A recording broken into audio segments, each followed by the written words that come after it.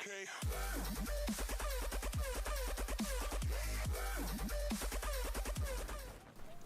Hey, what's going on, guys? It's your boy Kitty here, and we have a little Battlefield 4 video for you guys.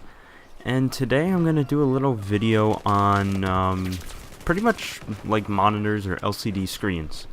So, if you're a PC gamer like I am, and or maybe even a console gamer, you know that the best quality that is out there is something that you would like to play on, or at least have something close to that extent.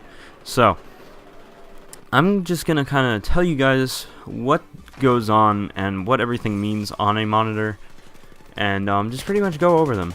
Now, there are many brands out there such as Sony, Panasonic. I personally have an Apex Digital. The brand name really doesn't matter, that's just their branding on who made it. As long as it's a decent build quality, then you should be pretty much fine with a, like random name brand. But just be careful, just in case. I would check up online, maybe on Amazon or Newegg or wherever you like to shop online for electronics. I would check up on those reviews and maybe do a little more research, such as some reviews on YouTube or maybe some articles online. Those will really inform you and kind of tell you if the monitor is good or not, or if you should maybe take a step back and look at the bigger picture and maybe find a different monitor. Now, price ranges, they're really cheap now for like 1080p monitors. 720p I wouldn't even bother buying. They're just not really worth the money if you ask me, because why not go the extra 50 for full HD 1080p. 1080p monitors are really cheap now. I got mine for Christmas, which was like 2 or 3 years ago. I think it was about like 200 really, and they're cheaper now. Mine's a 22 inch. Now, one thing I do have to say about this is the pixel density. Now, if you're a hardcore gamer, whether it's PC or console, this is going to be more towards PC. It depends on what kind of monitor you want and what kind of resolution you would like to run at, and such as like what your graphics card is capable of, obviously. If you want to run at like 1440p or 4K, you're obviously going to want to buy a 4K monitor. Now, those are typically a little more expensive than a 1080p monitor. Those range from like $3,000 or so, sometimes more, sometimes less. It really depends. You kind of want to get those deals in if you can. Try to find some deals on some monitors, maybe at Best Buys or something. I don't know. Personally, I just have a 1080p monitor, as I said before. If you are a PC gamer like I am, the monitor is going to be fairly close to you, or even if you're a console gamer and you play at a desk or something like that, and you record videos such as I do or whatever, and the monitor is fairly close to you, you might want to rethink the sizing. Now, I know sometimes, or a lot of times, people say bigger is better, but in actuality, that is not true whatsoever. So, if you would like to run a, let's say Battlefield 4 or Battlefield 3, a decent game, graphically intense game that your graphics card can handle at a native resolution of 1440p and or 4K, you want to make sure that your screen isn't too big and that you're not too close to it, because if you didn't know, if you're close to your screen, monitor, whatever you have, TV, you're going to obviously notice the pixels the closer and closer you get. So if you're playing like I do on a 1080p 22-inch monitor, and you're only a couple I don't even know, like maybe a foot away, you're obviously going to know some close pixels and may not be as enjoyable for you. Now, if you have more space involved, maybe you have your monitor hooked up on a wall and maybe your desk is a couple feet back, then that's fine and dandy. That's actually even better than a regular setup like mine. But if you're someone like me who has it like really close to you, it's really in your face, I would suggest going with a smaller monitor actually, if you can. A lot of the 4K ones I looked around are mostly like 20 to like 30 inch type of TVs. I would actually go smaller, honestly. Like maybe keep it in the teens, like 18 inch. I have a smaller monitor here. I'm not sure the length. I think it's an 18-inch or a 16-inch. It's not 1080p. It has a 1600 by 900 native resolution, but it's a really nice small monitor. It's condensed, and at that high of resolution, I mean, you can still see the pixels because it's obviously not full 1080p, and it's not any 2K or 4K quality resolution, but even though it's smaller, you can see less pixels than I would with my giant 22-inch. Now, a lot of things that people get confused with the monitors is, what's the hertz? You know, they have 60 hertz, 120 hertz, different monitors, 75 hertz, 80 hertz. Now, what all this means is, let's say I go into Battlefield 4 and tap into my settings, and I click the setting to match my refresh rate of my monitor. Now, what it's going to do is it's going to lock your frame rate at 60 frames per second per se, if we're running my monitor, which is a 60 hertz.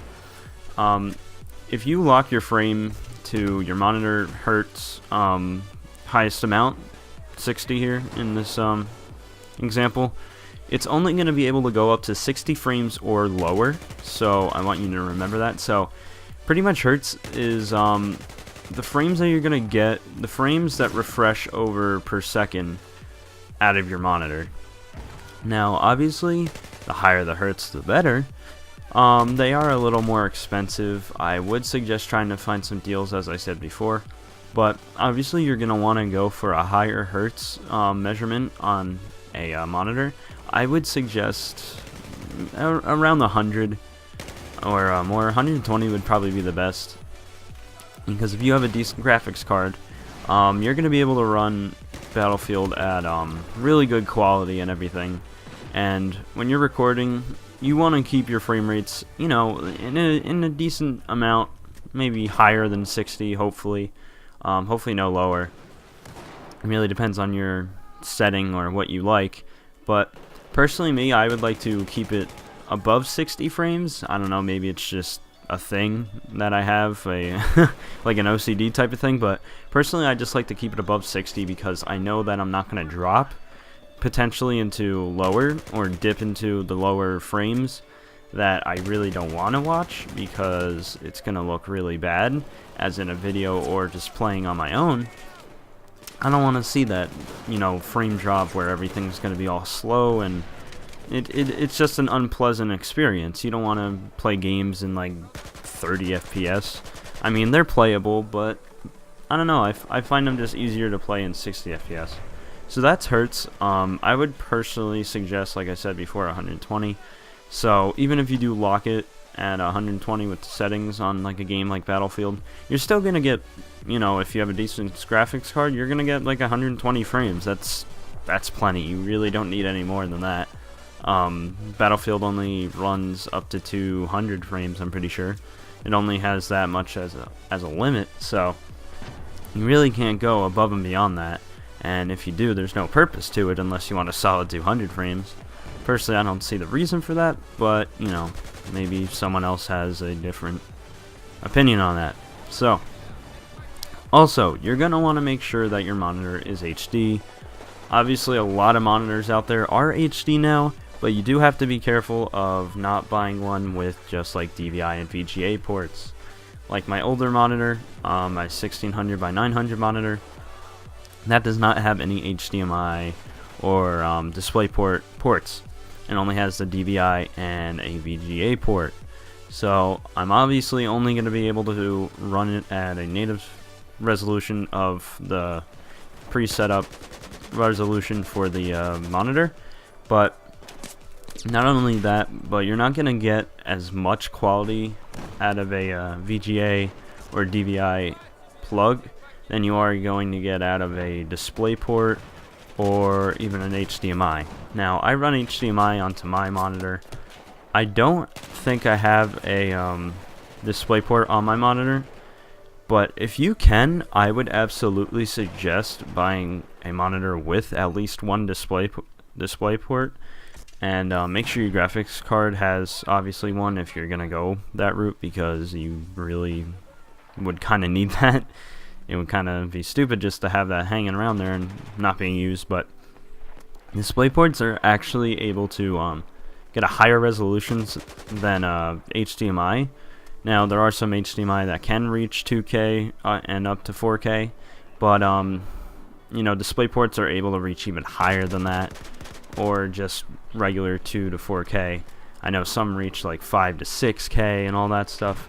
So if you want a higher resolution, or you want just, you know, a wide variety of, you know, kind of fiddling around with your resolutions and settings, I would definitely go for a, you know, direct input of the digital output of the plug, because that would just make more sense to me, at least. You can go with HDMI. I go with HDMI. It's fine. Make sure you get the right wire. I actually bought an Amazon HDMI a while back, and it didn't work because it has Ethernet with it. So I'm not sure what I'm supposed to do with that. It kind of just hangs around, and yeah, it doesn't do anything. It doesn't work with any of my devices. I tried to use my computer, my Xbox, all that stuff. It didn't work with it. I'm not sure exactly what they're for. Maybe they're for, like, I don't know, some Amazon product maybe. But I hope you guys enjoyed this video. Any questions, please leave them in the comments below, and hopefully I'll be able to get to you and answer any of your questions, and or hopefully someone else will if I can't get to it. But I hope you guys enjoyed this video. Remember to like, favorite, and subscribe. Share to your Facebook, Twitter, Google+, whatever else you have. And I hope you guys enjoyed this video. If you did, like and subscribe, and come back for some more PC gameplay. Adios, guys.